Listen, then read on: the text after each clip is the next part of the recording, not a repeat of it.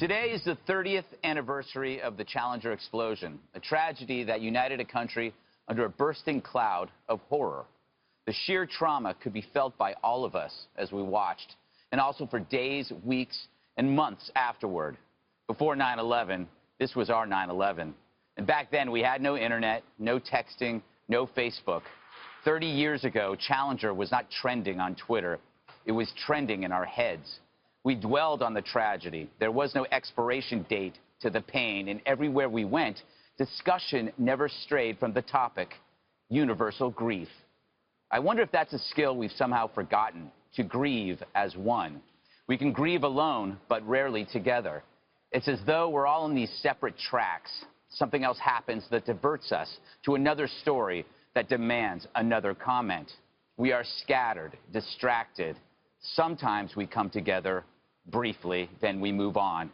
Is it no wonder we seek but fail to find resolutions to conflicts amongst ourselves? Instead, the idea of unity, whether through grief or joy, seems as fleeting as an explosion in the sky. The Challenger, 3 decades ago, it went up in one piece and came back down in many. I'd call that a metaphor for today. As a country prepares for another debate, a coming caucus, and a looming general election, it's good to remind ourselves that it's better to come together than it is to break apart. Hey, I want to go to you, Juan, first, because it happened in 1986. You were probably in your mid-30s, so you remember it well. The incredible thing about this was it happened live on television. Well, I mean, we were all watching it. We weren't even sure what was happening, but we knew it wasn't a good thing. And I really liked what you had to say, Greg, because I think it's really spoke to what's going on in the country right now. So I was, I guess, 32 years old, and I was in the Washington Post newsroom, and we were all watching it because Krista McAuliffe, who was the teacher on board, was a national sensation. She had competed and won among 11,000 other teachers to be on that flight. And the idea that her students were so excited, students all over the country were excited, had the nation excited as one, as you were pointing out. We were excited that it was taking off and that someone who was a civilian, someone like you and me, was getting to travel to outer space. It just seemed so unbelievable. And then in that moment, in the middle of the newsroom, all these news people, you could see the perplexity of people looking and say, what's going on? What's not? Is that right? Did it blow up? Nobody could believe it. And, of course, the other thing that stands out for me from that time is Ronald Reagan and what he had to say afterwards when he talked about, you know, slipping the bonds of earth and quoting the Bible. Just so profound and so perfect. Dana, we talk about this a lot on The Five, about how social networks have changed the way we express our emotions and our grief. Do you think that we've become more shallow or superficial when dealing with tragedies, that we don't dwell on them or talk about them personally? Instead, we just go online and express a comment? Well, do you remember when the Paris attacks happened, the terrorist attacks from a few months ago, when people were offering their prayers? Remember, they were mocked for offering prayers on social media. So, yes, I think that things have changed. An interesting thing about that speech that Juan mentioned that Ronald Reagan gave, he was scheduled that day to give a State of the Union address. But there was a young speechwriter, Peggy Noonan, who just wrote a book this year called The Time of Our Lives. And the first column in that collection of essays of her work is this a lecture that she gave and talking about the writing of that speech. And that was really how they bonded.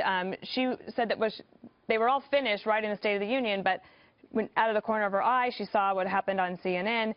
And she knew that the president would need something, and she didn't know that he would know the quote that he used at the end of that speech. Yeah. But it really did also speak to how a president can lead a nation, and I remember it very well from my childhood.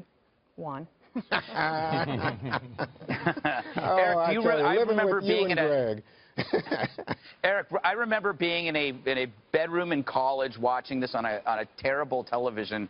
Do you remember where you were? Yeah, no, I was at home, too, and I remember seeing it just in utter shock, like the excitement of when it took off and watching it, and then it broke apart, and everyone's like, well, maybe that's one of those booster rockets falling apart, and it wasn't when it started to break into more pieces, and then the commentators telling, you know, that what was going on.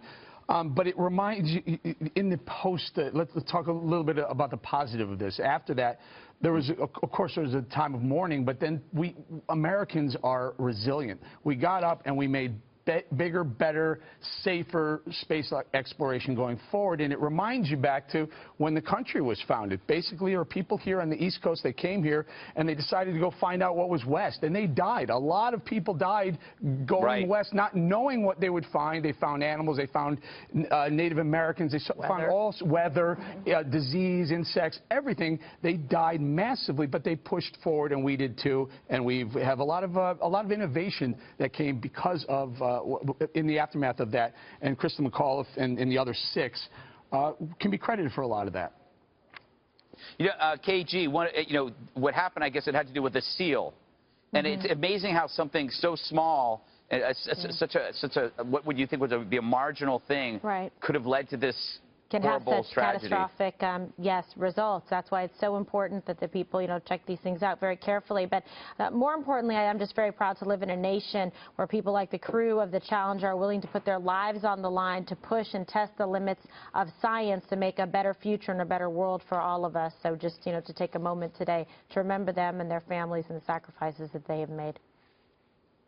I'm not sure if, Jesse, were you even born when this happened? Second grade, do you remember this? You. I do. Yeah. It was a horrible tragedy, and unfortunately it takes a tragedy to unite this country. And space exploration, like Eric said, is so significant because we are pioneers, and that's our spirit in this country. And we're curious and we're innovative, and that's why we keep pushing and pushing our limitations.